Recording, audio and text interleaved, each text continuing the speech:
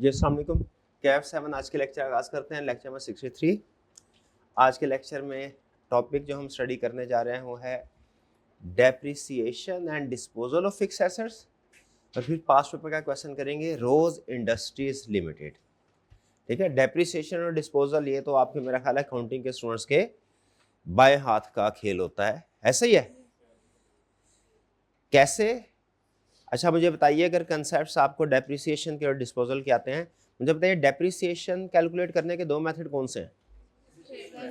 Straight line balance और reducing balance. अच्छा, straight line method में डेप्रिसिएशन कैसे कैलकुलेट होती है? Cost minus residual value divided by useful life. शाबाश। और रिड्यूसिंग बैलेंस मेथड में कैसे डेप्रिसिएशन कैलकुलेट होती है? Book value multiplied by depreciation rate. ये रिड्यूसिंग बैलेंस मेथड में रेजिडुअल वैल्यू लेस नहीं होती, बुक वैल्यू पे हम कैलकुलेट करते हैं डेप्रिसिएशन। शाबाश, ये फर्क याद रखना, पहली चीज ये। चले 3 कंसेप्ट पूछने हैं, 4 कंसेप्ट पूछने हैं बल्कि। पहला कंसेप्ट ओके हो गया।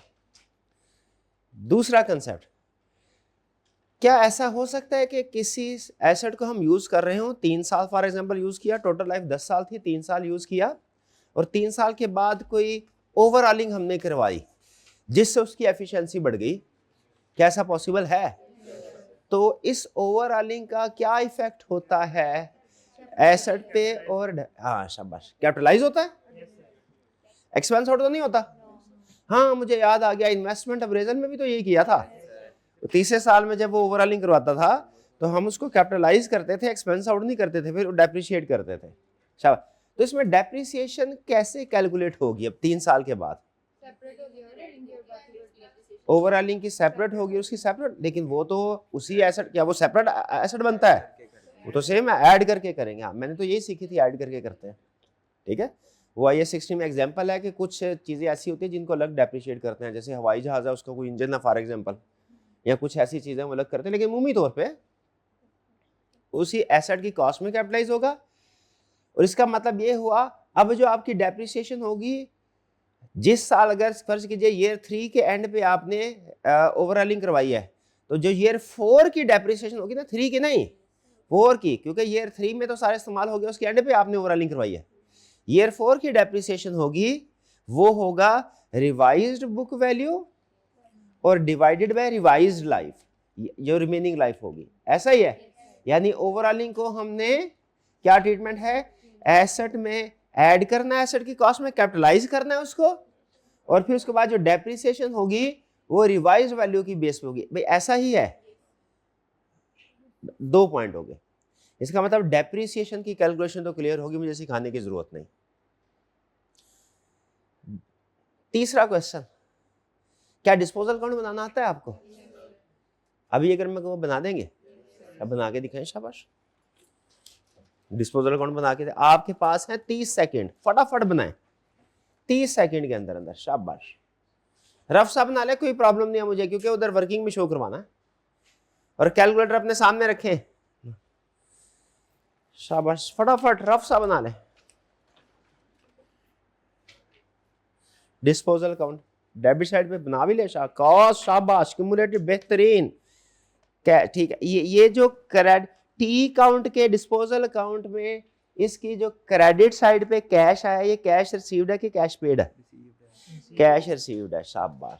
और ये जो profit and loss debit side पे आया है, ये गेन है, पक्की बात है। शाबाश, बिल्कुल ठीक है। वो जाहिर है इधर उधर आया तो एडजस्ट कर लेंगे, कैश रिसीव्ड की कैश पेड है तो उधर आ जाएगा। 4 में से 3 सवाल ठीक कर लिया आपने। मैं 1-2 स्टूडेंट्स को और देख लूं। ठीक है, गेन या लॉस है, कैश, ठीक है। गेन या लॉस डिपेंड करता है, वो डेबिट साइड पे भी आ सकता है, क्रेडिट साइड पे भी आ सकता है। अहम चीज है कैश रिसीव। कैश के साथ सिर्फ कैश ना लिखे, कैश रिसीव या कैश पेड भी लिखे। सिर्फ कैश ना लिखे, सिर्फ कैश लिखने से मुझे क्लियर नहीं होगा कि आपने ये कैश रिसीव लिखा है कि कैश पेड लिखा है। हाँ पता चल रहा है, फिर भी क्लैरिटी के लिए कर दे, क्या ब्रैकेट में लिख दे, कैश लिख के ब्रैकेट में लिख दे, ब्रैकेट में लिख दे कैश रिसीव, मुझे क्लियर हो जाएगा ना मुझे जरा। ठीक है साहब, आप काउंटिंग के इतने एक्सपर्ट है, मैं नहीं इतना एक्सपर्ट, तो मुझे हाँ कैश रिसीव्ड लिख देंगे तो वो ज्यादा क्लियर। ओके, आखिरी सवाल, क्या आपको एक्सचेंज के केस में डिस्पोजल अकाउंट बनाना आता है? ये तो नहीं आता। ये भी आता है? नहीं, मैं नहीं मानता। बना के दिखाएं फिर एक्सेल। इसका मत फिर तो सारा कुछ कर लिया आपने, फिर मैंने कि फिर तो डायरेक्ट पास पेपर की तरफ चलते हैं। अगर ये भी कर लिया आपने तो मेरे लिए आसानी हो गई। लेकिन ये कंसेप्ट मैंने टेस्ट करना है जब क्वेश्चन में आएगा।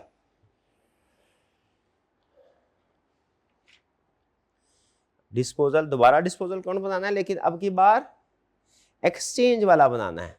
इसमें तो एक नया एसेट भी आएगा, नया एसेट भी आएगा।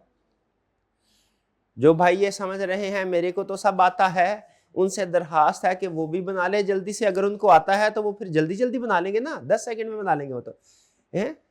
ये एक्सचेंज वाला बनाया है, इसीलिए तो सो रहे थे आप जब मैंने कह दिया कि अब एक्सचेंज वाला बनाना है। जी एक्सचेंज वाला किधर बनाया आपने? न्यू वाला एसेट जो आया वो किधर है? गेन या लॉस किधर है? ये आ गया कैश पेड किया, हाँ ठीक है, पेड किया तो उस तरफ आ जाएगा। ओके ओके ठीक है, करेक्ट। न्यू एसेट आ गया, क्यूमुलेटेड डेप्रिसिएशन आ गया। अच्छा ओल्ड एसेट भी आ गया। ओ भाई खुदा का खौफ कर, ये न्यू एसेट इधर आना है, इधर ओल्ड एसेट आना है। अच्छा ओल्ड और न्यू को आगे पीछे कर दिया, देखा? एक स्टूडेंट ने और गलत किया ना तो फिर मैं समझ जाऊंगा आपको ये कंसेप्ट नहीं आता। ये एसेट ओल्ड है कि नहीं, वैसे तो आपको पता होगा, लेकिन मेरी आसानी के लिए करते हैं, मेरी काउंटिंग वीक है ना थोड़ी। मैं ये इसके एसेट के साथ लिख ले ये ओल्ड है कि न्यू है। हाँ शाबाश। जी एंटी से भी करना, मुझे टी काउंट चाहिए। आपने एंटी से करना कर ले, मेरे को फाइनल जो सोल्यूशन है वो टी काउंट में चाहिए। काउंटिंग में यहाँ पे फाइनेंस में जनरल एंट्रीज रिक्वायर्ड नहीं होती। बस ठीक है, शाबाश, बेहतरीन हो गया, बेहतरीन। चलिए इसका मतलब आप तैयार है। अच्छा अब आपके पास दो ऑप्शन है। पहली ऑप्शन तो ये है, अभी चूंकि हमारे लेक्चर ज़्यादा नहीं हुए, कंसेप्ट बेसिक है, लेकिन आप क्विकली सीख रहे हैं, तो पहली ऑप्शन ये है कि इजी होके चलते रहे। दूसरी ऑप्शन ये है कि थोड़ा सा चैलेंजिंग क्वेश्चन आज पास्ट पेपर के लेवल का, हालांकि भी ज़्यादा दिन नहीं हुए, सिर्फ 2 दिन हुए, लेकिन क्योंकि आपको पता है बजटिंग में क्या खास बात है, स्कैटर्ड नया कंसेप्ट कोई नहीं है। कंसेप्ट मैंने परसों भी ये नोट किया कि आपको कंसेप्ट जो मैं पढ़ा रहा था आप पिक कर रहे थे, आपको आते हैं प्रोबेबली पहले, कल भी ऐसा ही हुआ है। अभी आज जो कंसेप्ट थे वो भी आपने क्विकली खुद से अपना, तो अब वैसे तो काफ़ी हद तक ऑलरेडी कंसेप्ट आप सीख चुके हैं 60% के करीब। क्या मजीद अब इसी तरह एक एक एडजस्टमेंट करके डिस्कस करूं आपके साथ के 2-3 एडजस्टमेंट इकट्ठी जो पास्ट पेपर में टेस्ट हुई हैं, पास्ट पेपर के ऊपर ही डायरेक्ट चले? क्या कहते हैं? पास्ट पेपर में डायरेक्ट चलें? थोड़ा सा शायद आपके लिए मुश्किल होगा, मैनेज कर लेंगे? चलिए आइए फिर स्टार्ट करते हैं। भैया इन्होंने चैलेंज एक्सेप्ट किया है तो इनके मनोरंजन का भी इंतजाम करना है, ठीक है? हाँ चलिए जी स्टार्ट करते हैं। सबसे पहले मुझे बताइए, जब एग्जाम में क्वेश्चन आएगा तो आपने सबसे पहले क्या करना है? रिक्वायरमेंट पढ़नी है। प्रिपेयर बजटेड प्रॉफिट और loss statement for the year ending 31 March 2020। Profit and loss को अंडरलाइन कर लें, 31 मार्च 2020 को अंडरलाइन कर लें, जिससे हमें पता चल गया कि ये बजट का क्वेश्चन है, बजटिंग वाले चैप्टर का क्वेश्चन है। बजटिंग वाले चैप्टर में 2 चीजें पूछा करता है, प्रॉफिट एंड लॉस और कैश फ्लो। ये उसने प्रॉफिट एंड लॉस पूछा है और किस टाइम पीरियड का बनाना है? 35। इसका मतलब है मोस्ट प्रोबेबली उसने हमें प्रीवियस ईयर की इंफॉर्मेशन दी होगी और हमसे बोलेगा इस साल का बजट कैलकुलेट करो। Assume that except stated otherwise all transactions are evenly distributed over the year 360 days। कह रहे अज्यूम करें कि सारी ट्रांजैक्शंस इवन है। ये हमारी आसानी के लिए अजम्पशन होती है, ठीक है? ये टॉपिक टू टॉपिक वेरी करता है। आपको याद है इन्वेस्टमेंट अप्रेजल में अजम्पशन डिफरेंट होती थी। इन्वेस्टमेंट अप्रेजल में कहता था अज्यूम करें सारा कुछ ईयर एंड पे हुआ है, ठीक है, ताकि वहां की कैलकुलेशन उस लिहाज से आसान होती है। तो उसने यहाँ पे क्या कह रहा है? एज्यूम करें कि सारी की सारी सेल परचेज जो ट्रांजैक्शन है वो इवन हुई है। बजटिंग में इवन बोलेगा, बजटिंग में इवन पता क्यों बोलेगा? ताकि हम रेशोज की मदद से बैलेंस आसानी से कैलकुलेट कर लें। आपको पता है हमने क्या करना होता है, अगर डेटर्स की फिगर निकालनी है तो पूरे साल की सेल्स डिवाइडेड बाय 360, एक दिन की सेल मल्टीप्लाई बाय 30 से डिवाइड करते हैं। तो फिर इसमें assumption फिर यही लेनी पड़ती है क्या, कि पूरे साल में सेल होती रही है, पूरे साल में सेल होती रही। ठीक है, तो इसीलिए यहाँ पे अक्सर आपको इसी समय इसको आपने इग्नोर करना है, कुछ भी नहीं करना, इसका कुछ भी नहीं करना। ठीक है, लेकिन सिर्फ ये आपको रिकॉल करवाना चाहता हूँ, इन्वेस्टमेंट ड्यूरेशन में वो कहता था एट द एंड है, और यहाँ पे क्या कह रहा है, इवनली, यानी साल के बराबर सेल होती रही है, बराबर प्रोजेक्ट। ओके, पहला असूल, बजटिंग का क्वेश्चन जो है लेंथी क्वेश्चन है, लेकिन आपने पहले पूरा पढ़ना है, सारी एडजस्टमेंट्स को नोट करना है, फिर उसके बाद अटेम्प्ट करना है। एग्रीड? फौरन नहीं करना, इसमें कोई 10-12 मिनट लग जाते होते हैं रीडिंग करते हुए, वो नेचुरल है, वो आपका टाइम वेस्टेज नहीं है, आपकी इन्वेस्टमेंट है जो बाद में रिटर्न देगी आपको जब आप क्वेश्चन कर रहे होंगे। कह रहा है रोज industry limited RIL is in the process of preparation of budget for the year ending 31 March 2020। मुझे बताइए पूरे साल का बजट बनाने को कह रहा है, क्वार्टर का बजट बनाने को कह रहा है, हाफ ईयर का बनाने को कह रहा है? पूरे साल का। जिसको साल का बजट बनाना आता है क्या हाफ ईयर का नहीं बना सकता? जिसको साल का बजट बनाना आता है क्या क्वार्टर का नहीं बना सकता? बना सकता। क्या मंथली का नहीं बना सकता? बना सकता है। फॉर्मेट सारा सेम, कंसेप्ट सारे सेम, सिर्फ यही है डिवाइडेड बाय 12 करना है कि नहीं, डिवाइडेड बाय 4 करना है कि नहीं करना, डिवाइडेड बाय 2 करना है कि नहीं करना। In this respect, following information has been extracted from RIL's projected financial statement for the year ending 31 मार्च 2019। देखें वही काम किया ना, क्या किया भला, 19 की इंफॉर्मेशन देके 20 की कैलकुलेशन करा रहा है। बजटिंग इसी का तो नाम है, बजटिंग किस चीज का नाम है या 19 की इंफॉर्मेशन देके 20 की कैलकुलेशन करना। हाँ, बाजू का ऐसा भी करता है कि 20 की डायरेक्ट खुद से अंदाजन फिगर देता है, कहता है कैलकुलेट करो, लेकिन वो क्वेश्चन इजी होता है। तो आई कैप में आप एक्सपेक्ट करें कि अमूमी तौर पे पिछले साल की इंफॉर्मेशन देके अगले साल की कैलकुलेशन करवाएगा। सेल्स है 100% क्रेडिट सेल, 360,000 यूनिट, 2800 मिलियन। ठीक है, सारी की सारी क्रेडिट सेल है। ओके, जरा बताइए इसमें क्या कोई आप प्राइस कैलकुलेट कर सकते हैं? कैलकुलेट करें। अच्छा, प्राइस कैलकुलेट करते हो आपने पूरी फिर राउंडिंग ऑफ नहीं करनी, पूरी फिगर की बेस पे प्राइस कैलकुलेट करते हैं, क्योंकि ये प्राइस आगे एग्जैक्ट यूज होनी है क्वेश्चन में। जरा प्राइस कैलकुलेट करें और यहां पे लिख दे 360,000 एट द रेट ऑफ इधर प्राइस, या इधर लिख दे कहीं पे इसी लाइन में लिखने कहीं, इस लाइन में जहां जहां मिले प्राइस कैल क्या है 777 के 777 टेट्रा 7 4 7 है ना, 7,777.77। हाँ, जितने भी है लिखे, बिल्कुल लिख ले, यहां पे लिखे। नहीं, राउंड नहीं करना, राउंड हम करते हैं आउटकम को, आंसर इनपुट को नहीं करते, वरना तो आपके आगे कैलकुलेशन में फर्क आता जाएगा। ये आपका आंसर नहीं है, ये आपकी वो इंफॉर्मेशन है जो आगे यूज होनी है आंसर कैलकुलेट करने में, समझे? राउंडिंग ऑफ करते होते हैं आउटपुट को, इनपुट को नहीं। या छोड़े इसको, बार आप सिर्फ इतना में रखिए, इसकी राउंडिंग नहीं करनी, प्राइस की राउंडिंग ऑफ, क्योंकि प्राइस ने यूनिट से मल्टीप्लाई होना है, वो फर्क ज्यादा आ जाएगा। यूनिट से मल्टीप्लाई करने के बाद राउंडिंग ऑफ कर ले, उसकी इजाजत है। Cost of sales, raw material consumed है जी 1120, variable conversion cost, fixed conversion. देखिए कॉस्ट ऑफ सेल्स के वही कंपोनेंट है, वैसे होते थे मटेरियल, लेबर, ओवरहेड। उसने क्या किया, लेबर और वेरिएबल इकट्ठा कर, नो प्रॉब्लम, आपको की इतराज तो नहीं है, ये तो अच्छा हो गया, हमारी कैलकुलेशन आसान हो गई है, वरना लेबर अलग होती और FOH में वेरिएबल और फिक्स्ड अलग अलग होते। 3 component, raw material consume, variable, fixed. लेकिन ये ध्यान में रखिएगा पिछले साल के हैं, जब हम इस साल की कैलकुलेशन करेंगे तो हाँ ग्रोथ रेट से मल्टीप्लाई करेंगे, इन्फ्लेशन रेट से मल्टीप्लाई करेंगे। देख कर रहे हैं बात को, ये पिछले साल के हैं। ऑपरेटिंग कॉस्ट में कौन कौन से, variable, varies with sales volume. अरे ये लिखने की क्या जरूरत थी, ये तो हमें पता है। हाँ अच्छा, ये समझ आ गया, डेप्रिसिएशन है। डेप्रिसिएशन को क्यों से लग किया, ये बताया था ना आपको, कितने भी ओवरहेड होते हैं उसके 3 हिस्से करने हैं हमने, जो भी ओवरहेड होंगे, डेप्रिसिएशन, फिक्स्ड और वेरिएबल। तरतीब जहन में रखें, डेप्रिसिएशन के बाद फिक्स्ड आएगा, फिर variable. Depreciation no treatment, fixed सिर्फ इन्फ्लेशन इफेक्ट करेगी, वेरिएबल दोनों इफेक्ट करेंगे। ठीक है, इसीलिए उसने डेप्रिसिएशन लग दिया भैया। ऑपरेटिंग कॉस्ट में क्या कह रहा है, वेरिएबल है, वेरीज विद, ये तो हमें पता है। ऑपरेटिंग ऑपरेटिंग कॉस्ट सेल के साथ मूव होती है कि यूनिट्स ऑपरेटिंग कॉस्ट जो है वो किस चीज के साथ बढ़ती है, सेल्स वॉल्यूम के साथ क्या प्रोडक्शन वॉल्यूम के साथ, यूनिट सोल्ड के साथ क्या यूनिट्स प्रोड्यूस के साथ। ऑपरेटिंग ओवरहेड जो होते हैं वो यूनिट सोल्ड, उसमें सेलिंग एक्सपेंस आते हैं, वो सेल बढ़ेगी।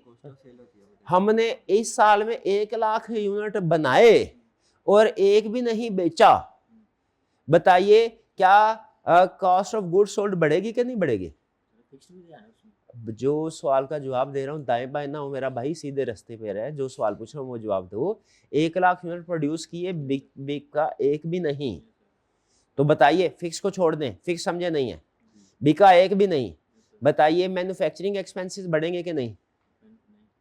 ये ले तो मुफ्त में क्या जिन बन आ जाएंगे यार, ये इसने डिसाइड किया उस्ताद ने जो बोलना है ना, मैंने उस्ताद को गलत ही साबित करना।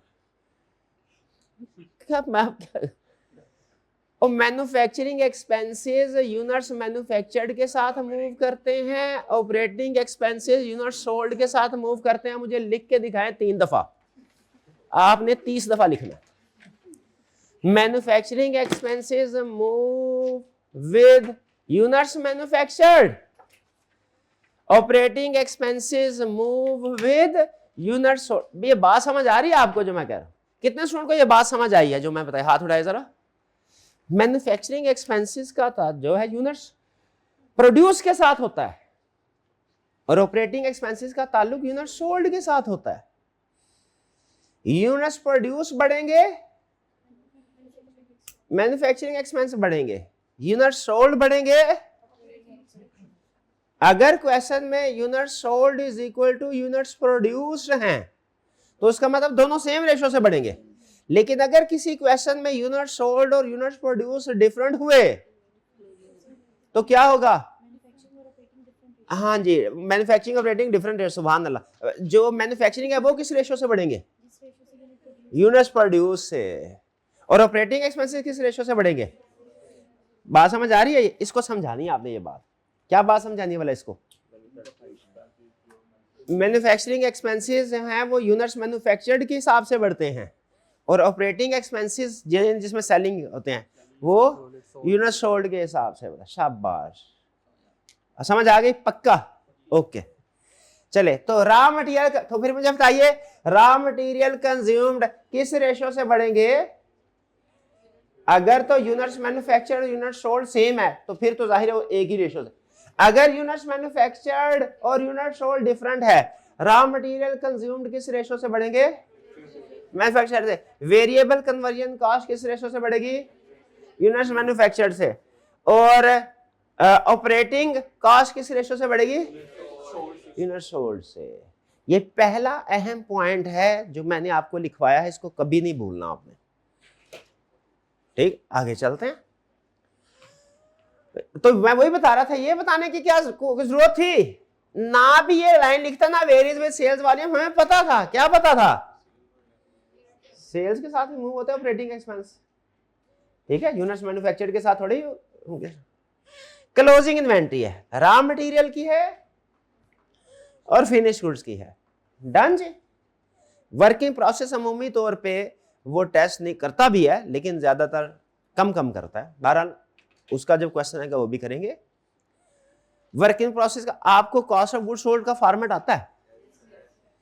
तो मुझे बताया क्या यही होता है? मटेरियल कंज्यूम्ड, लेबर, एफओएच, तो क्या आ जाएगा? Manufacturing cost, material plus labour plus over FOH क्या आ जाएगा? ऐसा ही आता है। Add opening working process less closing working process क्या आ जाएगा? Cost of goods manufactured. और add opening finish good less closing finish goods क्या आ जाएगा? कॉस्ट। भाई ये फॉर्मेट ठीक बना हुआ है। फिर कॉस्ट ऑफ गुड्स सोल्ड के बाद आगे ऑपरेटिंग एक्सपेंस कॉस्ट आ जाएगी, ठीक है। ये बताए इसका मतलब ये हुआ, अगर क्वेश्चन में ओपनिंग क्लोजिंग वर्किंग प्रोसेस है ही नहीं या है लेकिन जीरो है तो कॉस्ट में तो आपकी manufacturing cost he cost of goods manufactured बन जाएगी। क्या ये बात समझ आ रही है? फिर से ये फॉर्मेट क्लियर है ना आपको? फॉर्मेट में किसी को कोई प्रॉब्लम? तो इसका मतलब मैन्युफैक्चरिंग कॉस्ट में ओपनिंग वर्किंग प्रोसेस ऐड करें, क्लोजिंग वर्किंग प्रोसेस लेस करें तो क्या बनता है? Cost of goods manufacture. तो अगर ओपनिंग वर्किंग प्रोसेस भी और क्लोजिंग वर्किंग प्रोसेस भी या तो जीरो हो या सेम हो, या तो जीरो हो या सेम हो, तो जो आंसर ऊपर है वही नीचे आ जाएगा। ये plus zero minus zero same, plus 1000 minus 1000 same. तो अगर ओपनिंग क्लोजिंग वर्किंग प्रोसेस हो ही ना या सेम हो तो क्या होगा? Manufacturing cost he cost of good manufactured होगी। शाबाश, ये भी पॉइंट लिख ले। ये कोई बहुत ज्यादा अहम तो नहीं है लेकिन अच्छा पॉइंट है, लिख ले इसको। तो उसने रॉ मटेरियल दिया, फिनिश गुड दिया, मतलब वर्किंग प्रोसेस कोई नहीं। ये बात समझ रहे हैं? अच्छा, अहम चीज बताइए, ये $1 मिलियन क्वेश्चन आपके अकाउंटिंग के टीचर का कंसेप्ट टेस्ट करने लगा हूं, आपका नहीं, आपके जिसने आपको अकाउंटिंग सिखाई है। क्या ये raw material finish good opening है हमारे जिस साल का हम बजट बना रहे हैं उसके लिहाज से पूछ रहा हूं, जिस साल का बजट बना रहे हैं ओपनिंग है कि क्लोजिंग है? शाबाश, पिछले साल का क्लोजिंग है, इस साल का ओपनिंग है। तो इस लफ्ज क्लोजिंग से आप धोखा तो नहीं खा रहे, क्योंकि ये पिछले साल का क्लोजिंग है। जो पिछले साल का क्लोजिंग होता है वो क्या है? शाबाश, आपके अकाउंटिंग के टीचर के कंसेप्ट्स अच्छे हैं, गुड। फिर इसके बाद अकाउंटिंग में आपने क्वेश्चन देखा होगा, क्या क्वेश्चन के उसमें ऊपर इंफॉर्मेशन होती है, नीचे एडजस्टमेंट होती है। फाइनल काउंट का सवाल याद है? आप क्या करते हैं, क्या फौरन ट्रायल बैलेंस पकड़ के ठक ठक ठक ठक कैलकुलेशन करना शुरू कर देता है कि पहले नीचे इंफॉर्मेशन देखते हैं, वो इंफॉर्मेशन जिसको इफेक्ट कर रही हो उसके आगे नंबर लिख देते हैं, ये 1 ये 2 या कोई निशानी लगा देते होंगे, लिंक करते हैं। क्या फाइनल काउंट में डायरेक्ट ट्रायल बैलेंस के फिगर फॉर्मेट में लिख देते हैं कि पहले मार्क करते हैं कि किस किस आइटम की एडजस्टमेंट है? एग्जैक्टली वही काम इधर करना है, क्योंकि आपको पता ही है कि budgeted profit and loss basically financial accounting के कंसेप्ट्स का ही नाम है, अप्लाई करवा रहा है। तो वही अप्रोच रखेंगे, क्या नीचे एडजस्टमेंट पढ़ेंगे और मार्क करते जाएंगे कि कौन सी वाली किसको अफेक्ट कर रही है। सबसे पहले information and projection for the budget year ending 31 March 2020 क्या है? Management estimates that profitability can be increased by employing the following measures. Introduction of cash sales at 5% less than the credit sale price. This would increase the total sales volume by 30%, whereas credit sale volume would reduce by 20%. As some of existing customer would shift to cash sale. यानी इसमें क्या कह रहा है? इसमें कह रहा है भैया हम कैश सेल इंट्रोड्यूस कराएंगे, पहले सिर्फ क्रेडिट सेल होती थी, अब हमने क्रेडिट के साथ साथ कैश सेल भी इंट्रोड्यूस करवाई है। पहले सिर्फ क्रेडिट होती थी, अब क्रेडिट सेल भी होगी, कैश सेल बाइफरकेट किया। और क्रेडिट सेल कितनी होगी? टोटल कितनी सेल बढ़ेगी? जितनी पिछले साल सेल थी उसका 30%। तो सेल्स का ग्रोथ रेट कितना आ गया? 30%। सेल्स का ग्रोथ रेट कितना आ गया? इसको अंडरलाइन करें, सेल्स वॉल्यूम मतलब सेल्स ग्रोथ रेट, वॉल्यूम का ग्रोथ रेट कितना आ गया? 30%। 30% डन। अच्छा, 30% टोटल सेल बढ़ेगी, क्रेडिट सेल बढ़ने के बजाय कम होगी, कितनी हो जाएगी? 80%। टोटल सेल बढ़ रही है 30% से, लेकिन क्रेडिट सेल बढ़ने की बजाय कम हो रही, क्यों भला? बाकी के कस्टमर किधर हैं भाई? समझ रहे हैं पॉइंट? टोटल सेल बढ़ी 30% से उसने बोला है, फिर उसने कहा इसके दो हिस्से करने हैं, क्रेडिट सेल और कैश सेल। क्रेडिट सेल बढ़ने की बजाय कम हो रही है, तो क्रेडिट सेल जितनी है बाकी फर्क किधर जाएगा? ये बात समझ आई है? इसको फिर ऐसा करे, ऊपर लिख दे फर्स्ट, ताकि पता चल जाए, इसके साथ लिख ले ब्रैकेट में फर्स्ट 1, ताकि पता चल जाए इसके नीचे एडजस्टमेंट है। डन जी। अगला बुलेट पॉइंट पढ़ते हैं, देखते हैं वो क्या कहता है। नेक्स्ट बुलेट पॉइंट कहता है installation of a software would automatically generate follow-up emails to the customers and relevant reports for the management।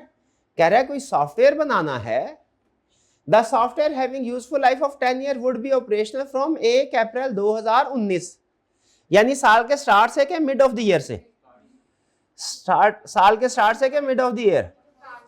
Start financial year की बात कर, तो शुक्र है डेप्रिसिएशन आसान हो गई पूरे साल की, वरना मिड ऑफ द ईयर की डेप्रिसिएशन वो भी मसला कोई नहीं थी, फिर भी ये कॉम्प्लेक्स हो जाती है। चलो ये तो पूरे साल की डेप्रिसिएशन हो गई। The software would cost 2.5 million and its maintenance cost is estimated at ₹0.5। इसका मतलब है इस एसेट की वजह से हमारी डेप्रिसिएशन भी बढ़ गई और हमारा मेंटेनेंस कॉस्ट भी बढ़ गई। बोले एग्री करते हैं?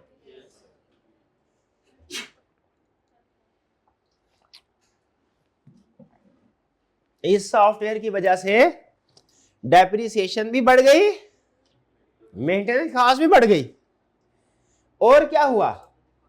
वो खेल गया था, खेल गया पर क्वार्टर, अंडरलाइन करें, पर quarter, per month, per annum, ये दाव आपने निमट लेना इससे। It is expected that as a result of the use of this software, RIL would be able to reduce its fixed operating cost by 15%। अच्छा, यानी इस सॉफ्टवेयर का कुछ नुकसान है तो कुछ फायदा भी है, कोई कॉस्ट है तो बेनिफिट भी है। तो फिक्स ऑपरेटिंग कॉस्ट के साथ यहां पे लिख ले 1। किधर है? फिक्स ऑपरेटिंग कॉस्ट के साथ लिख ले 1, यहां पे 1 लिख ले, ताकि जब हम इधर आए तो हमें पता चल जाए ये सॉफ्टवेयर वाली एडजस्टमेंट आनी है इधर। डन जी। ये पूरी कहानी समझ आ गई। सॉफ्टवेयर इंस्टॉल किया है, उसकी वजह से एक तो डेप्रिसिएशन ऐड होगी, मेंटेनेंस ऐड होगी, और फिक्स्ड, और कौन सी फिक्स्ड? ऑपरेटिंग, पूरा बोले, फिक्स्ड ऑपरेटिंग कॉस्ट कम होगी। फिक्स्ड कॉस्ट नहीं बोलना, क्या बोलना है? ऑपरेटिंग कॉस्ट, क्योंकि फिक्स्ड मैन्युफैक्चरिंग भी तो हो सकती है, ये ना हम उधर ले जाए। Fixed operating cost. क्लास में एक नाम के 2 स्टूडेंट हो तो सिर्फ पहला नाम लेना चाहिए जो कॉमन है, कि पूरा नाम? पूरा नाम, कंफ्यूजन ना हो जाए, बुलाएं एक को आ दोनों जाए, ऐसे थोड़ी।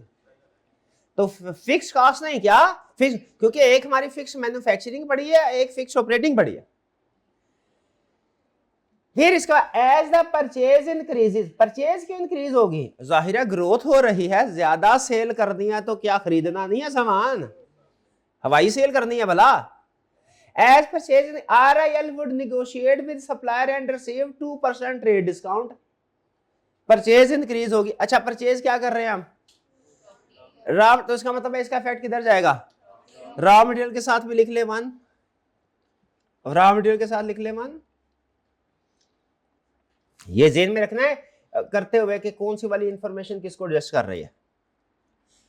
फिर increase in working capital requirement, सबसे आसान एडजस्टमेंट पूरे क्वेश्चन में। Increase in working capital requirement must be met by arranging a running finance facility of 100 million at a markup of 10% per annum. It is estimated that on average 90% of facility would remain. Facility कहते हैं loan को, banking business में facility कहते हैं loan को। वह running facility, क्या सुना होगा कभी इस तरह के? Short term running finance facility कहते हैं बोरोइंग को। Would remain utilized during the budget year. इसका मतलब है 100 million क्या हमने लोन अप्रूव करवाया हुआ है, 90% इस्तेमाल किया, यानी 90 million। और इंटरेस्ट रेट क्या है? ये तो मैं अभी ज़बानी कलामी कर लेता हूं। इसका मतलब है इसकी वजह से आपका 9 million इंटरेस्ट आएगा, फाइनेंस आएगा। 9 million, 9 ही आएगा ना। 100 into 0.9 into 0.1। फिर कह रहा है, एक बार छोड़ दिया, okay. Cost reduction measure would be taken which would save 5% of variable conversion and variable operating cost. हाँ, वेरिएबल कन्वर्जन कॉस्ट भी और वेरिएबल ऑपरेटिंग का। तो क्या करना भला? वेरिएबल कन्वर्जन के साथ भी लिख ले 1 और वेरिएबल ऑपरेटिंग के साथ भी लिख ले 1। डन जी। Effect of inflation on price of raw material and all other cost excluding depreciation. पता है डेप्रिसिएशन क्या लिखने की जरूरत थी? हम यहां भी लिखते हैं, हमें पता है डेप्रिसिएशन पे इन्फ्लेशन का इंपैक्ट नहीं होता ना, ग्रोथ का इंपैक्ट होता। Would be 10%। कह रहा है जितने भी रॉ मटेरियल है, जितने भी लेबर है, जितने भी ओवरहेड है, मैन्युफैक्चरिंग है या ऑपरेटिंग है, सब पे क्या इफेक्ट होगा? इन्फ्लेशन।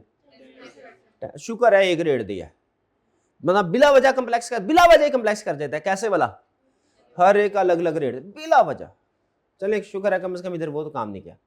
फिर closing raw material in amount and finish good investment in units would increase by 8%। यानी क्या कह रहा है?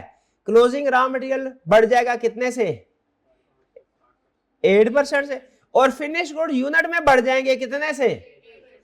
8% से। यानी भाई क्लियर हो गया? RL uses marginal cost and follows FIFO method for valuation of inventory। ठीक है, यहां पे अब सबसे अहम पॉइंट, आज के लेक्चर का सबसे अहम पॉइंट, अभी थोड़ी देर पहले क्या लिखवाया था, एक बहुत अहम पॉइंट वो भी था बहुत, मैन्युफैक्चरिंग यूनिट्स मैन्युफैक्चर के लिहाज से बढ़ती है और ऑपरेटिंग सेल्स के लिहाज। अब सुने, दो अल्फाज अंडरलाइन कर लें, मार्जिनल और फाइफो। लिखे, FIFO effects material consumed, FIFO affects material consumed, marginal effect finish closing stock of finished good, finish stock या क्या कहते हैं आप, क्या बोलते हैं आप? फिनिश गुड बोलते हैं, फिनिश गुड्स, हाँ फिनिश गुड के। फिर से क्या? FIFO affects material consumed, marginal effect finish good। बोले, FIFO affects material consumed, marginal effect finish good। बोलते जाए, लिखते जाए, बोलते जाए। FIFO affects material consumed, marginal effects finish goods।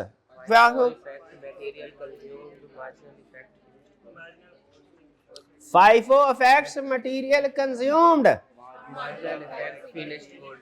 इंसान की 6 हिस्से होती है ना, सुना होगा। सीख 5, चलो 5 लगा लो, 5 हिस्से होती है ना। कोई चीज सीखते हुए जितनी ज्यादा हिस्से इस्तेमाल करेंगे, लर्निंग उतनी डीप होगी। तो सिर्फ लिखने के साथ अगर पढ़े भी डबल, और उसके साथ अगर बोले भी ट्रिपल, क्योंकि बोलेंगे फिर सुनेंगे भी, ठीक है, देख भी रहे हैं, सुन भी रहे हैं, लिख भी रहे हैं, तो इसीलिए आपको लग रहा होगा अजीब बातें हैं सर, बच्चों की तरह पढ़, क्योंकि बच्चों में लर्निंग पावर सबसे ज्यादा होती है। किस वजह से होती है ये सीखना चाहिए और फिर उस वजह को कॉपी करना चाहिए, तो लर्निंग हमारी भी ज्यादा। तो क्या बोला? FIFO affects material consumed और मार्जिनल इफेक्ट फिनिश गुड, यानी क्लोजिंग स्टॉक, आप उसको फिनिश गुड ही बोलते हैं। ओके, चलिए। अच्छा, अब यहां पे मुझे एक बात समझ आ गई है, फिनिश गुड्स का ओपनिंग क्लोजिंग स्टॉक सेम नहीं है, डिफरेंट है। ठीक है, ऐसा ही है। तो जब कभी डिफरेंट होगा ना फिनिश गुड का ओपनिंग क्लोजिंग स्टॉक डिफरेंट होगा, आपने एक शेड्यूल बनाना है, प्रोडक्शन शेड्यूल, कि जिससे पता चले ड्यूरिंग द ईयर कितने यूनिट्स प्रोड्यूस। ये सबसे पहले काम करना है। जब कभी क्वेश्चन के अंदर जो यूनिट फिनिश गुड्स का ओपनिंग क्लोजिंग स्टॉक सेम नहीं है, फिनिश गुड का ओपनिंग क्लोजिंग स्टॉक डिफरेंट है, तो आपने क्या करना है? प्रोडक्शन शेड्यूल बनाना है। तो पहले से देखिए प्रोडक्शन शेड्यूल बन रहा, यहां पे मार्किंग करके मिटा दिया करूंगा, आपने साथ साथ नोट कर लेनी है। प्रोडक्शन शेड्यूल सबसे पहले बनाना है फिनिश गुड का। प्रोडक्शन शेड्यूल किसका है? फिनिश गुड का ही है भैया। ओपनिंग एड प्रोड्यूस्ड क्या होता है? Minus closing is equal to sold, यही होगा भाई, यही होगा। ओपनिंग फिनिश गुड यूनिट्स में कितने हैं? 40,000, 40,000। 4 वाला अब ना बोले मेरा भाई, है थोड़ी देर जरा होगा। 40,000 और क्लोजिंग कितना है? क्लोजिंग रॉ मटेरियल कितने हैं? वुड इंक्रीज बाय 8%, तो क्लोजिंग कितना हुआ? 40,000 इंटू 1.08 कितना आ गया? Closing okay okay okay okay closing आ गया 40,000 इंटू 1.08 कितना आ गया? 43,200। सोल्ड या प्रोड्यूस में से कोई इंफॉर्मेशन दी हुई है? सोल्ड की दी है, सोल्ड की इंफॉर्मेशन किधर है? 360,000। तो ये क्या आ गया? सोल्ड की इंफॉर्मेशन आ गई 360,000, लेकिन ये तो पिछले साल की है, ये तो पिछले साल की है। इस साल की सोल्ड कितनी है? इंटू 1.3 कितना आया? 468। बैलेंसिंग फिगर क्या होगी?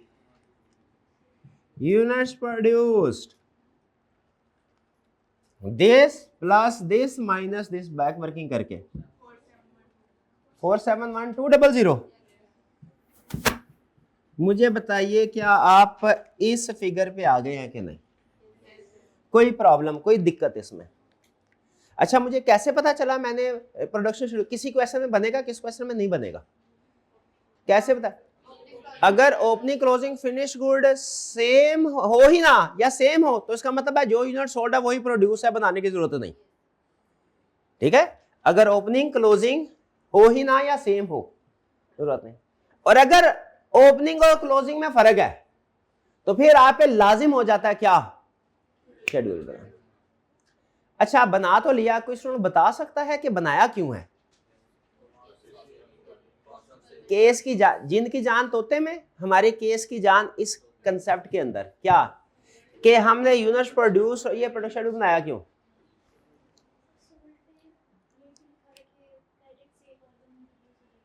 क्यों बनाया? शाबाश बताइए। शाबाश, इसलिए कि जो मैन्युफैक्चरिंग एक्सपेंसेस हैं वो इंक्रीज होंगे इस यूनिट्स प्रोड्यूस के हिसाब से, और जो ऑपरेटिंग एक्सपेंसेस हैं वो इंक्रीज होंगे सोल्ड के लिहाज से। समझे कि नहीं समझे? ये शेड्यूल किस लिए बनाया? ये शेड्यूल किस लिए बनाया? क्योंकि जो मैन्युफैक्चरिंग एक्सपेंसेस हैं वो इंक्रीज होंगे यूनिट्स प्रोड्यूस के लिहाज से। अभी पहला पॉइंट आज यही बताया था। और जो तो अब समझ आ गया कि आपने प्रोडक्शन शेड्यूल कब बनाना है और क्यों बनाना है। लिख ले इसको, मुझे समझ आ गई, ये लिख ले, समझ आ गई प्रोडक्शन शेड्यूल कब बनाना है और क्यों बनाना है। कब बनाना है? जब ओपनिंग क्लोजिंग फिनिश गुड का फर्क हो। क्यों बनाना है? क्योंकि मैन्युफैक्चरिंग का इंक्रीज होगा यूनिट्स प्रोड्यूस के लिहाज से, और ऑपरेटिंग का इंक्रीज होगा यूनिट्स सोल्ड के लिहाज से। डन जी। चलिए आइए अब चलते हैं हम स्टेप बाय। अब ये हमारा सॉल्यूशन शुरू होने लगा है। अब क्या करना है? अब तरतीब से चलते जाना है, और जैसे फाइनल काउंट का क्वेश्चन होता था ना वैसे ही करना है। इस बजटिंग के क्वेश्चन को करते हुए क्या सोचना है? जैसे फाइनल काउंट का क्वेश्चन कर रहे हो। क्या करें? सबसे पहले इन फिगर को नोट कर लेना। क्या करें सबसे पहले? सेल्स को कैलकुलेट कर ले। ओके, सेल्स कैसे कैलकुलेट होगी?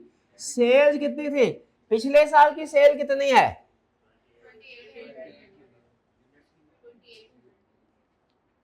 पिछले साल की सेल्स कितनी है? यूनिट्स 360,000। हाँ, क्योंकि यूनिट्स है ना भाई। डायरेक्ट यूनिट्स को प्राइस के साथ मैं क्यों नहीं मिले? मैं पहले इसके दो हिस्से करूंगा। मैं इस सेल के दो हिस्से क्यों करूंगा? बाइफरकेशन समझाया था ना कल या परसों कि वो सेल्स को दो हिस्सों में करवाता है, कभी प्रोडक्ट वाइज करवाता है, कभी कैश और क्रेडिट में करवाता है। तो मेरी टोटल सेल्स है 360,000 इंटू 1.3। ये पिछले साल की सेल है। इस साल की कितनी हुई सेल? 468,000। भाई साथ साथ जहां कोई कैलकुलेशन मसला है उधर रोक के फौरी पूछ लेना हाथ उठा के ये ना हो सारा क्वेश्चन मैं करवा दूं उसके बाद सर वो वाली एडजस्टमेंट रहेगी, मैं उधर फंसा हुआ हूं अभी। साथ साथ ये 468 समझ आ गया क्या है? 30% ग्रोथ रेट था सेल्स का। आगे चलते हैं। अब इसके दो हिस्से हैं, कौन कौन से? एक credit sale, cash sales. Credit sale कितनी है? ये क्रेडिट सेल कितने हैं? 80% रिड्यूस हुआ, यानी पिछले साल कितना था? ये होगा क्रेडिट सेल होगा जितनी पिछले साल की सेल थी इनटू 80%। ये समझ आया? जितनी पिछले साल की सेल थी उसका 80%, और इसकी प्राइस कितनी है?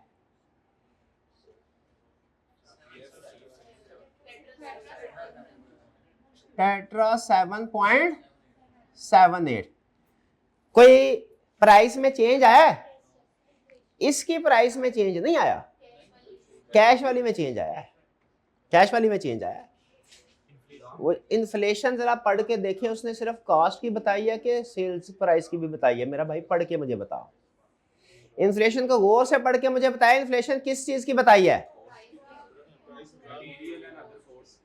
मटेरियल एंड अदर कॉस्ट की है कि सेल प्राइस की भी है? मटेरियल तो इधर तो नहीं ना आएगी वो, क्या कहते हैं?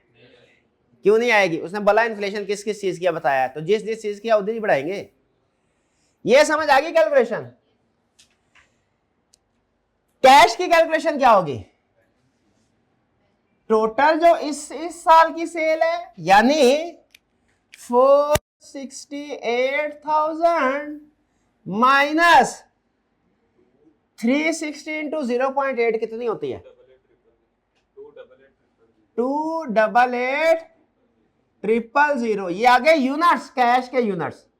मल्टीप्लाई किससे करना है? 7 ओरिजिनल प्राइस और मल्टीप्लाई कितने परसेंट डिस्काउंट था? 0.95। ये देखिए कैलकुलेशन समझ आई कि नहीं? फिर से सुन लें, क्या किया हमने? पिछले साल की सेल्स, उसने बोला इस साल 30% से यूनिट्स बढ़ेंगे, यूनिट्स बढ़ेंगे। हमने डायरेक्ट सेल प्राइस क्यों नहीं ली? डायरेक्ट सेल क्यों नहीं ली? क्योंकि उसके दो हिस्से करने हैं, एक की प्राइस कुछ हो रहा है, दूसरे की प्राइस कुछ हो रहा है। ठीक है, तो हमने टोटल यूनिट्स लिए पिछले साल के, 30% ग्रोथ रेट से मल्टीप्लाई किया, इस साल के टोटल यूनिट सोल्ड आ गए। इसमें से दो कैटेगरी अलग बनाई, क्रेडिट की अलग, कैश की अलग। क्यों अलग अलग बनाई? क्योंकि सेल प्राइस अलग है। क्रेडिट कितने हैं? पिछले साल के यूनिट्स कह रहा है 20% कम हो जाएंगे, यानी पिछले साल का 80% है क्रेडिट, और टोटल में से क्रेडिट यूनिट्स माइनस कर ले, बाकी क्या आ जाएगा? ये क्रेडिट है, ये क्रेडिट है, तो ये टोटल है। टोटल में से क्रेडिट माइनस कर ले कैश, फिर आपने प्राइस के साथ मल्टीप्लाई करना। ये प्राइस तो एज इट इज आ गई, इसको आपने 0.95 से मल्टीप्लाई क्यों किया है? क्योंकि डिस्काउंट दे रहा है।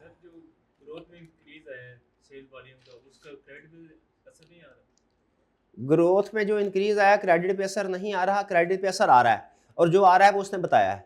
क्या असर आ रहा है? कम हो रहा है, बढ़ नहीं रहा। क्या हो रहा है? कम। तो जो असर, देखिए क्वेश्चन में जो इंफॉर्मेशन उसने दे दी है ना, उसको हम चैलेंज नहीं करते, वो तो एज इट इज लिखनी पड़ेगी। भाई क्लियर है, आप कह रहे हो जित टोटल सेल 30% से बढ़े तो क्रेडिट सेल भी 30% से बढ़नी चाहिए, आप ये कह रहे हो। यही होता, लेकिन उसने क्वेश्चन में खुद से कह दिया है कि क्रेडिट सेल कितनी होगी? पिछले साल का 20% कम होगी। जब उसने स्पेसिफिकली बता दिया क्रेडिट सेल कम होगी, तो अपनी कॉमन सेंस पे चले गए, गिवन इंफॉर्मेशन पे चलें। गिवन इंफॉर्मेशन क्लियरली बताया। भाई अगर आप कहें तो बता दूं, पढ़ा दूं, किधर लिखा हुआ है? पढ़ लिया ना, शाबाश। तो ये अब बताएं क्रेडिट सेल कितनी हो गई? 2240, इधर लिख दो 2240। क्या मिलियन में राउंड ऑफ कर रहे हैं, 1000 में कर रहे हैं? मिलियन में कर रहे हैं, तो चले ये रुपीस इन मिलियन हो जाएगा। फिर से बताइएगा 2240। और कैश सेल कितनी है? 1330। टोटल कितनी आ गई? 357270। सोल्यूशन के साथ मैच करते जाएं ताकि अगर कोई प्रॉब्लम है उधर ही सॉल्व हो जाए। डन भाई समझ आ गई? कोई प्रॉब्लम? पक्का? आगे चलते हैं। अब है भैया, आज क्लास की ड्यूरेशन थोड़ी लेंथी होगी, उस स्टूडेंट से कहिएगा जरा वेट करें नेक्स्ट वाले, ठीक है? अगर किसी स्टूडेंट की क्लास हो तो वो जा सकता है, क्योंकि आपको पता है लेक्चर यूट्यूब पे अपलोड होगा। सेल्स, अब क्या करना है हमने? चेक पॉइंट है इधर, सेल्स की कैलकुलेशन को तसल्ली से देख ले, कोई जल्दी नहीं है। ओके है तो मुझे बताएं, फिर आगे चलते हैं। समझ आ रही है? ये भाई कह रहे हैं सर टोटल सेल बढ़ी है तो क्रेडिट सेल क्यों नहीं बढ़ी? क्योंकि उसने क्वेश्चन में बता दिया कम हो रही है। ओके, अब कॉस्ट ऑफ सेल्स की तरफ चलें। मुझे पहले सिर्फ एक बताएं, ये इस क्वेश्चन के अंदर सेल्स का ग्रोथ रेट कुछ और है और प्रोड्यूस का कुछ और है, ऐसा ही है? सेल्स का इंक्रीज कुछ और है, यूनिट्स प्रोड्यूस का इंक्रीज कुछ और है। तो अब हम कॉस्ट ऑफ सेल्स की बजटिंग करने जा रहे हैं। इसमें जितनी भी आइटम्स होंगी वो यूनिट्स सोल्ड के लिहाज से बढ़ेगी कि यूनिट्स प्रोड्यूस के लिहाज से बढ़ेगी? यूनिट्स प्रोड्यूस के लिहाज से। ये हुई ना बात, ये हुई ना बात, ठीक है जी? तो अब हम स्टार्ट करें इसको। ओके, पहले वेरिएबल कन्वर्जन, किसी वजह से पहले वेरिएबल कन्वर्जन कर रहा हूं। वेरिएबल बताइए जरा, इसकी कैलकुलेशन क्या होगी? हमने क्या करना है? पिछले साल का एक्सपेंस, जरा कैलकुलेशन गौर से देखिएगा, फोकस होके। वेरिएबल कन्वर्जन की करवा रहा हूं पहले। पिछले साल का कितना था? 280 मिलियन। पिछले साल के कितने थे? 280 मिलियन एक्सपेंसेस, ठीक है? और ये कितने यूनिट्स पे थे? 360,000। तो इसका मतलब डिवाइड करें, एक यूनिट का एक्सपेंस आ गया। अब मल्टीप्लाई किससे करना है? इस साल के यूनिट सोल्ड के साथ के इस साल के यूनिट्स प्रोड्यूस के साथ। प्रोड्यूस का पक्का? पिछले साल 360 की इतनी थी कॉस्ट, तो इस साल की कितनी होगी? पिछले साल की इतनी थी, इस साल की कितनी होगी? सबसे अहम सवाल यहां पे यूनिट सोल्ड आएगा, यूनिट्स प्रोड्यूस आएगा? यूनिट्स प्रोड्यूस आएगा। कितना यूनिट्स प्रोड्यूस? पक्का? ये ले 471200।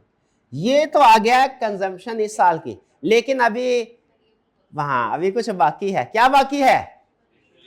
इन्फ्लेशन लगाओ। इन्फ्लेशन कितना था? 10%, 1.1। देखिए कोई और तो कोई कॉस्ट मेजर, कोई और एडजस्टमेंट फैक्टर तो नहीं है? क्या है?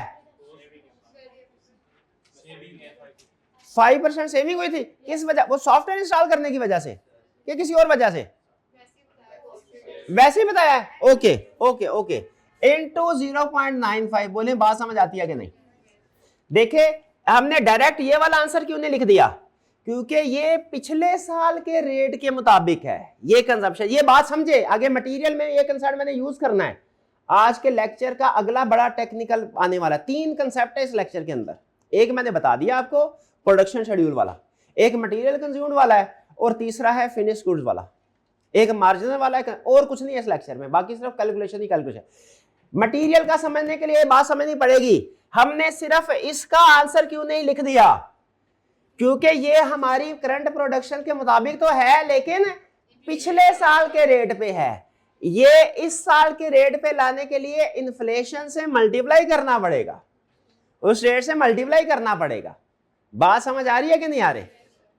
तो क्या आंसर आया मिलियंस में? बताइए। 382.98, 382.9। डन जी। मैच करते जाए सोल्यूशन के साथ। ओके, कौन मैच कर रहा है? शाबाश। एक और, हाँ शाबाश शाबाश। अब सुनिए, अब क्या करना है? मटेरियल कंज्यूम, अटेंटिव हो जाए। प्रॉब्लम कंसेप्ट समझ आ गया ना, 1 मिनट में निकल जाएगा।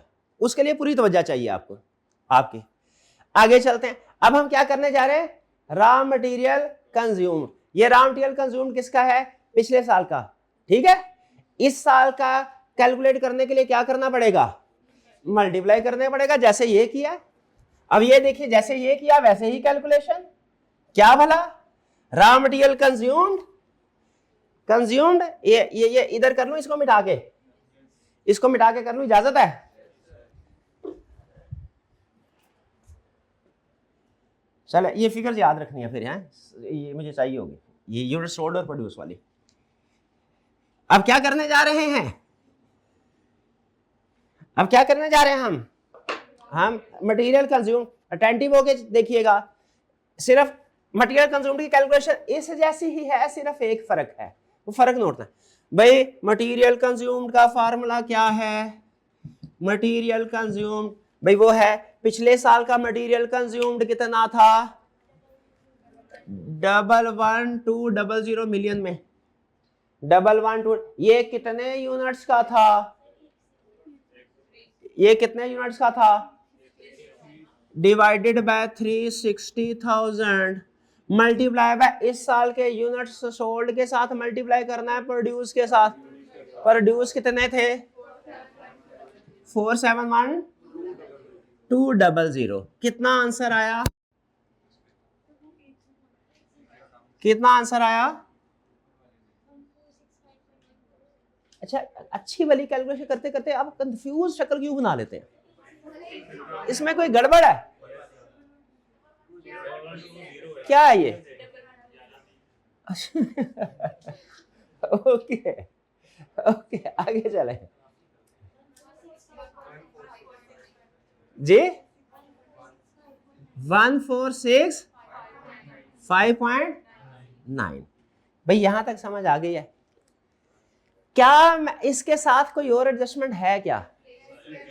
इन्फ्लेशन की एडजस्टमेंट और डिस्काउंट की एडजस्टमेंट। अब सुनिए, मैंने इन्फ्लेशन की एडजस्टमेंट और डिस्काउंट की एडजस्टमेंट इसके साथ मल्टीप्लाई नहीं करनी अभी।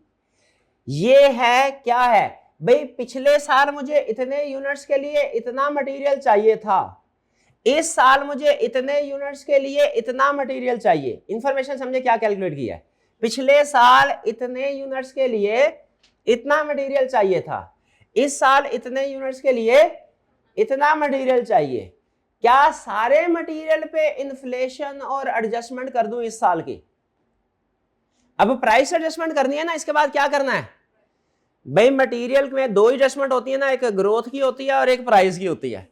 ग्रोथ की एडजस्टमेंट मैंने कर दी, ग्रोथ की एडजस्टमेंट कर दी, क्या फौरन प्राइस की एडजस्टमेंट कर दूं कि इसके दो हिस्से करके ओपनिंग को अलग कर दूं?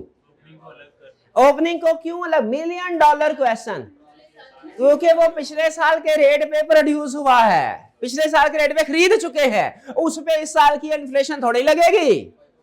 अब उस पे इस साल की इन्फ्लेशन FIFO मेथड पहुंच गए हैं। क्या लिखवाया था? FIFO फैक्ट्स मटेरियल कंज्यूम, इस वजह से लिखवाया था क्योंकि ओपनिंग स्टॉक पिछले साल के रेट पे है, इसीलिए ये अलग आएगा ओपनिंग। समझे? कितना है ओपनिंग वाला?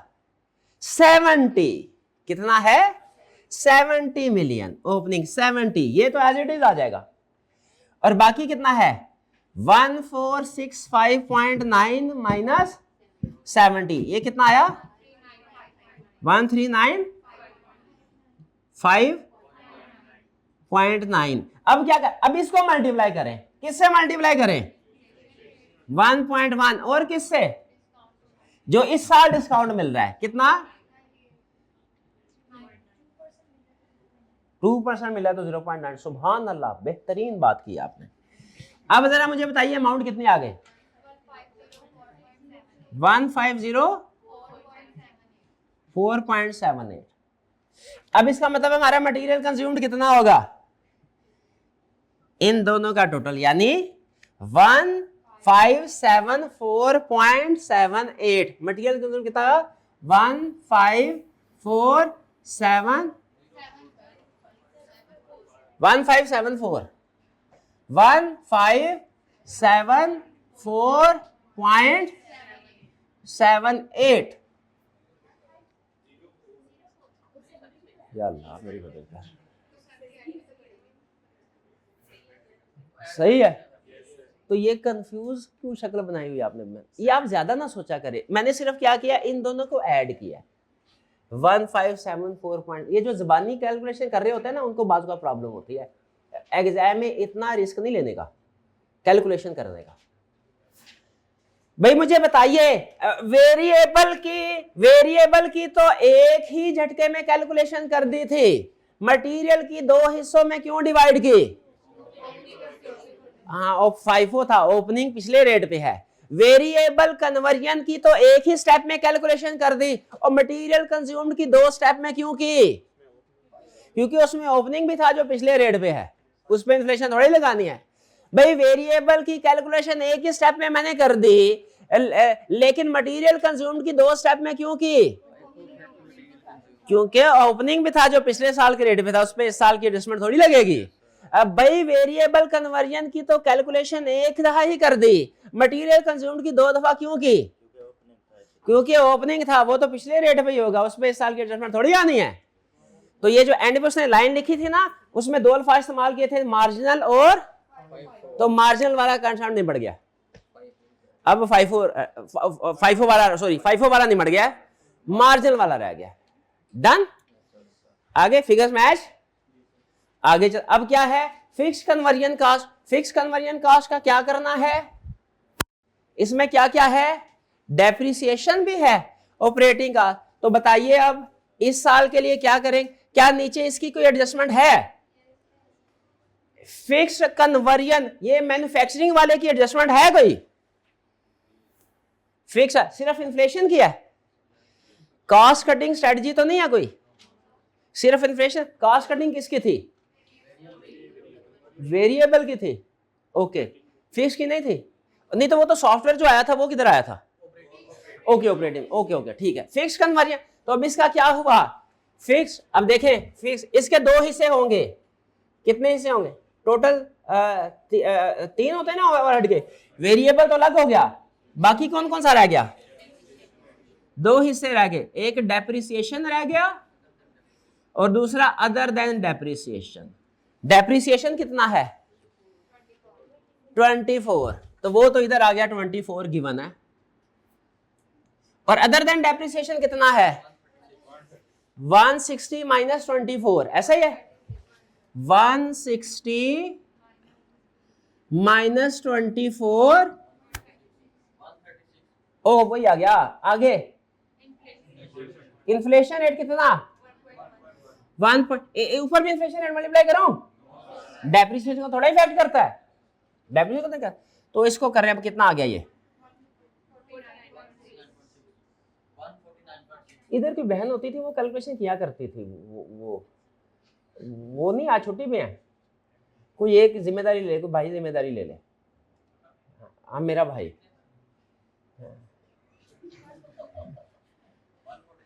हाँ जो रेगुलरली आते हो, ये मेरा भाई कैलकुलेशन। एक स्टूडेंट बताता है ना तो कंफ्यूज होती है, 3-4 स्टूडेंट बोलते हैं ना तो जरा मिक्स हो जाता है। क्या क्या आया आंसर? 149.6, और ये आ गया 24, तो टोटल कितना हो गया? 173.6। डन जी।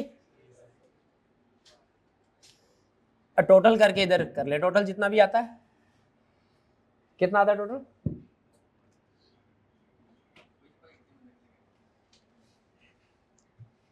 कितना टोटल आया?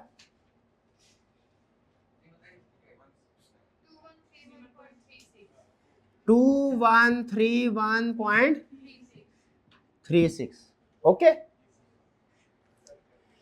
यहां पे रुक के मुझे बताएं कोई प्रॉब्लम जी।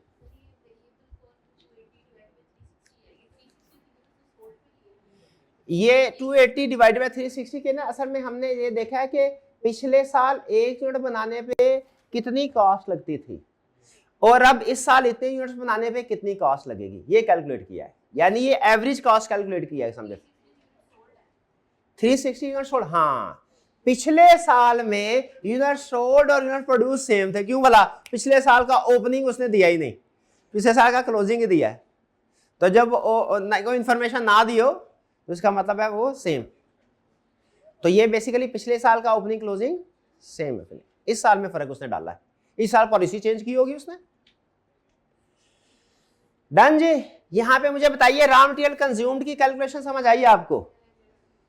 प्रोडक्शन शेड्यूल कब बना? देखिए आज के लेक्चर में सब कुछ भूल जाएं, 2 बातें नहीं भूलनी अभी तक के लेक्चर में। प्रोडक्शन शेड्यूल कब बनाना है और क्यों बनाना है।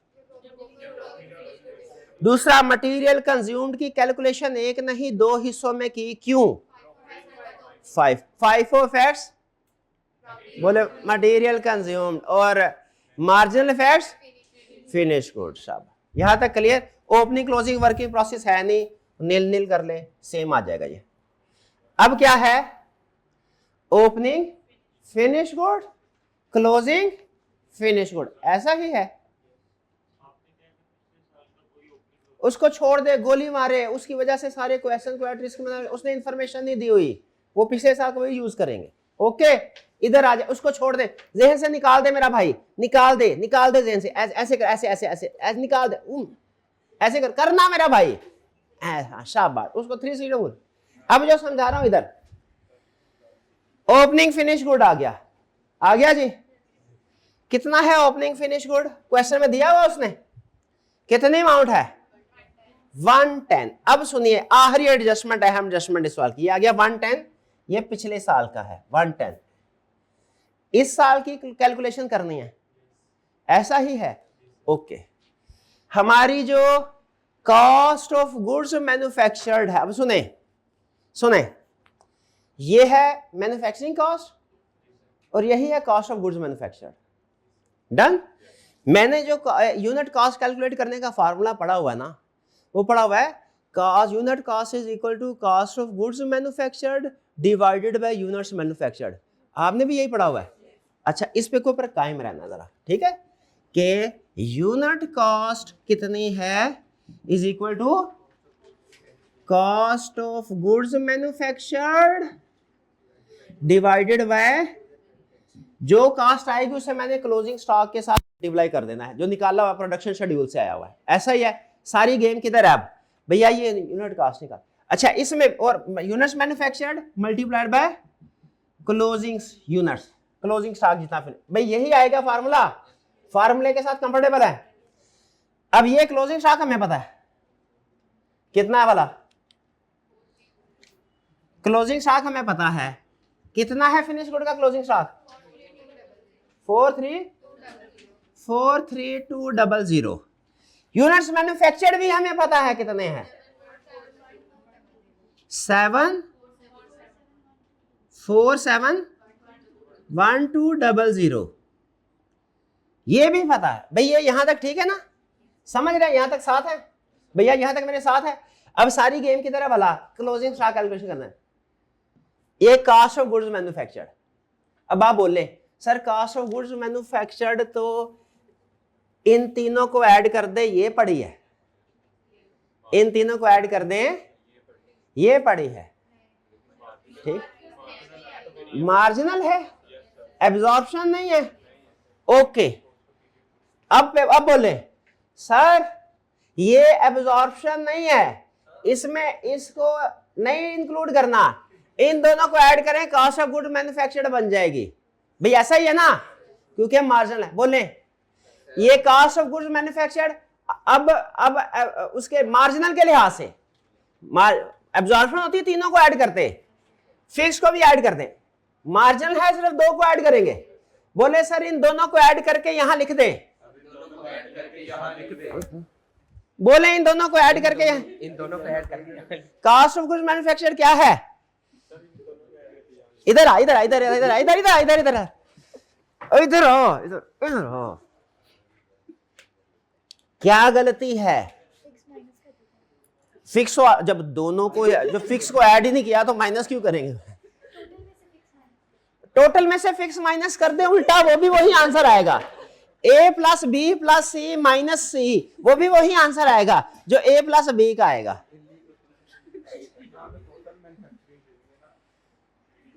अब सुने टेक्निकल एडजस्टमेंट, ये तो एज इट इज आ जाएगा, ये फिगर मटेरियल कंज्यूम्ड की यहां पे एज इट इज नहीं आएगी, क्योंकि इसमें वो वाला ओपनिंग रॉ मटेरियल भी शामिल है जो पिछले साल का था, जबकि यहां पे जो है इस साल के स्टॉक में इसी साल का रेट आना चाहिए, पिछले साल का रेट। भाई समझ रहे हैं, इस रॉ मटेरियल कंज्यूम्ड के 2 हिस्से हैं, इस रॉ मटेरियल कंज्यूम्ड के 2 हिस्से हैं, 2 हिस्से हैं, इसीलिए मैंने 382.98 इसको तो लिख दिया, 382.98 इसको तो लिख दिया, मैं इसको यहां नहीं लिखूंगा, जो लिखेगा एक खाएगा मेरे से। इसको यहां नहीं लिखना, इसको क्यों नहीं लिखना? इसमें पिछले साल का इफेक्ट भी है, इस साल का भी है, जबकि हम इस साल का क्लोजिंग कर रहे हैं तो फाइफो है ना, वो तो सारा बिक गया होगा। इस साल के क्लोजिंग में इसी साल का रेट है। ये बात समझ आ रही है? ये इस्तेमाल नहीं करना, क्यों नहीं करना, ये समझ आया? अब अगला सवाल, तो फिर ये नहीं करना तो क्या करना है? तो फिर करना ये है कि आपने इस सारे को करंट रेट पे कैलकुलेट करना है। यानी यहां तक कैलकुलेशन गई रॉ मटेरियल कंज्यूम्ड में। अब आपने अज्यूम करना है ये सारे का, इस सारे को करंट रेट पे लेके आना। क्या करना है? तो क्या करना है, इस सारे को मल्टीप्लाइड बाय 1.1 मल्टीप्लाइड बाय 0, इस सारे पे इस साल की एडजस्टमेंट करें, देखिए क्या आंसर आता है। 1580.24 ये अब आएगी कॉस्ट क्लोजिंग स्टॉक की। समझे इसको भाई? ये तो हमें पता चल गया कि फिनिश को ये जो है फिक्स को इधर इंक्लूड नहीं करना क्योंकि मार्जिनल है, तो वेरिएबल को, इन दोनों को ऐड करना है हमने, ये समझ आ गया। मटेरियल को ऐड करना है और वेरिएबल को ऐड करना है। यहां पे मैंने कन्वर्जन को ऐड कर दिया, वेरिएबल। मटेरियल मैंने एक्चुअल वाला नहीं लेके आया, स्टैंडर्ड वाला लेके आया इस साल का। एक्चुअल वाला नहीं, एक्चुअल वाला क्यों नहीं लेके आया? क्योंकि फिर क्लोजिंग में वो पिछले साल का इफेक्ट भी आ रहा होता, समझे? तो इसलिए ये वाला मटेरियल, सारी साइंस, आज का आखिरी पॉइंट यही है, सारी साइंस इधर पड़ी है। ये कहां से आया? ये इधर से नहीं आया, ये इसको करंट रेट पे स्टैंडर्डाइज किया तो आया। अब देखें कैलकुलेशन करके, भाई ये बात समझ आई आपको? समझ आई? अब बताएं क्या आया आंसर? 170.98 करें जी मैच।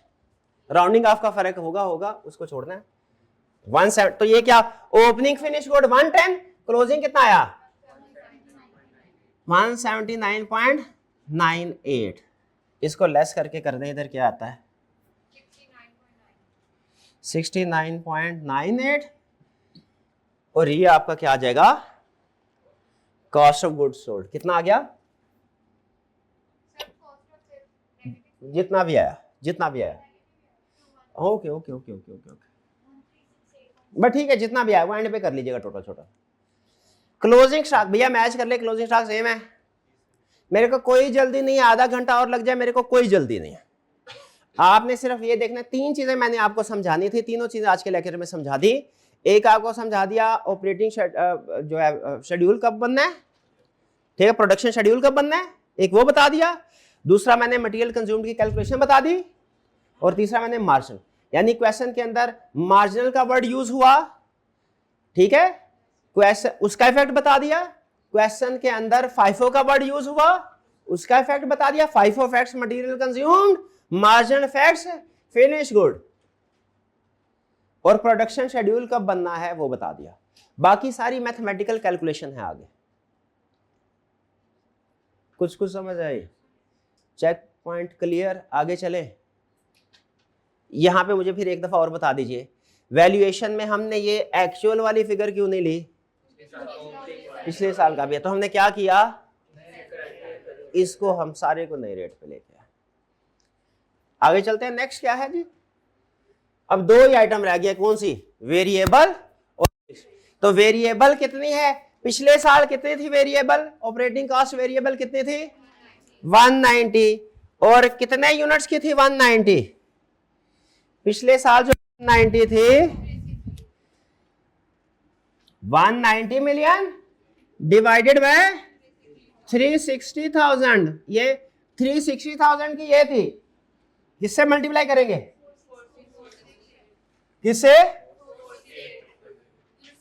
4 यूनिट सोल्ड से, यूनिट प्रोड्यूस से। ऊपर तो यूनिट प्रोड्यूस से किया आपने, मैन्युफैक्चरिंग, ये सेलिंग है, ये सेल से आएगा। तो शाबाश, कितने आए? 468,000। ये तो आ गया ग्रोथ की एडजस्टमेंट। क्या आगे कोई प्राइस की एडजस्टमेंट भी है ना? इन्फ्लेशन 1.1, क्या कोई और भी है? सेविंग कितनी है? 5%, 0.9, क्या कोई और भी एडजस्टमेंट फैक्टर है? नहीं है, पक्का? तो बताएं कितना हो गया? 258.1। भाई ये ऑपरेटिंग कॉस्ट वेरिएबल कैसे कैलकुलेट हुई? क्लियर? डन? अब क्या करना है? ऑपरेटिंग फिक्स 3 हिस्से होते हैं, डेप्रिसिएशन, अदर देन डेप्रिसिएशन और मेंटेनेंस। मेंटेनेंस तो लगे हाथों, अभी मुझे तो जुबानी याद है, मेंटेनेंस 0.15 पर क्वार्टर था इनटू 4, तो ये 0.6 आ गया।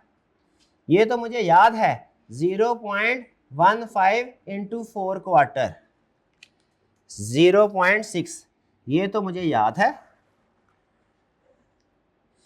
डेप्रिसिएशन कितनी है? 45 मिलियन थी पिछली दफा, टोटल 45 थी ना, तो इसका मतलब पिछली दफा की डेप्रिसिएशन थी 16 और डेप्रिसिएशन के अलावा कितना था? 29, दोनों मिलके तभी बनते हैं ना। अच्छा बताइए, क्या डेप्रिसिएशन इस दफा चेंज हुई है? ऐड हुई है? हाँ, वो इस साल कितने का था? 2.5 वाला, 2.5 मिलियन था, डिवाइडेड बाय 10, तो कितना हो गया? 16 प्लस 25 मिलियन था। 25 मिलियन उसकी कॉस्ट थी और 10 ईयर लाइफ थी। भाई ऐसा ही था, रेजिडुअल वैल्यू तो नहीं थी। तो ये आ गया 16 प्लस 2.5 कहां से आया? 25 डिवाइडेड बाय 10,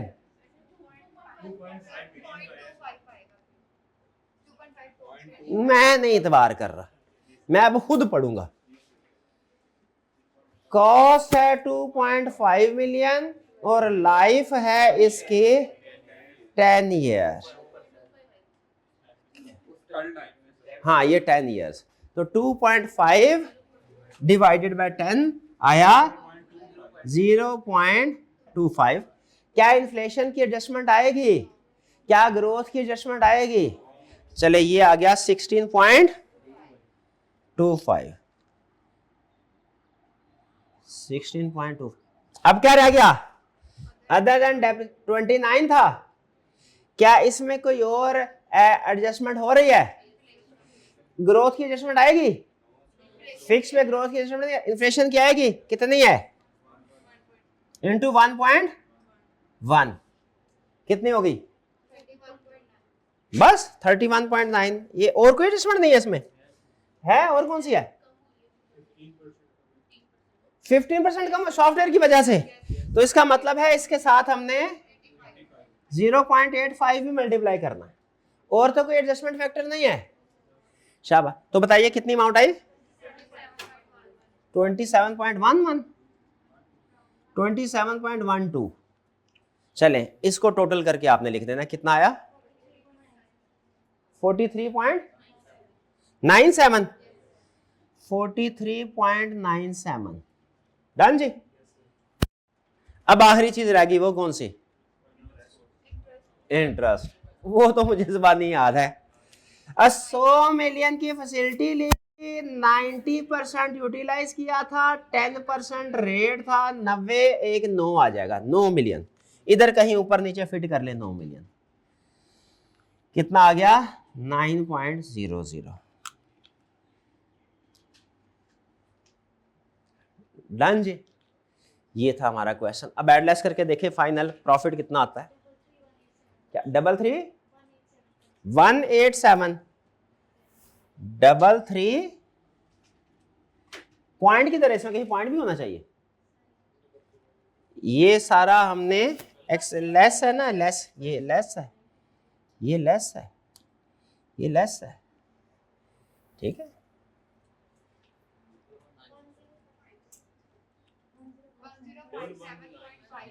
1057.59। हाँ जी, सारी चीजें जब मैच हो गई हैं तो एंड में फर्क कहां से आ गया? ये मैच है, ये मैच है, ये मैच है, तो कैलकुलेशन में कैसे फर्क जब सारी आइटम्स है? राउंडिंग क्या आंसर आता है इसका? 1197। इतना फर्क राउंडिंग ऑफ की वजह से नहीं आता होता।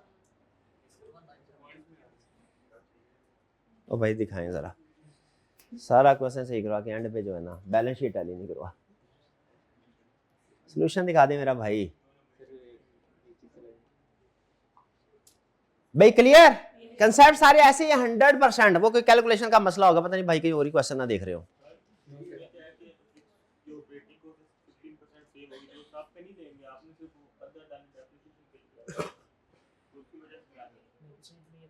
भैया जो समझाया कंसेप्ट के ऊपर कोई क्वेश्चन मार्क क्रिएट नहीं करना, पता नहीं वो कौन सा क्वेश्चन है, क्या मसला है। एक मिनट है रे, जरा थोड़ी देर के लेक्चर पास करें, मैं अभी बताता हूँ। ले जी, हमने बग ढूंढ लिया। बग क्या है कि जो क्लोजिंग फिनिश गुड है ना, क्लोजिंग ये लेस हो रहा है, ठीक है। तो इसका मतलब है फाइनल आंसर हमने क्या करना है, लेस करना है। तो ये ओपनिंग पॉजिटिव है, क्लोजिंग ये माइनस किया, तो आंसर क्या हुआ, माइनस में आया।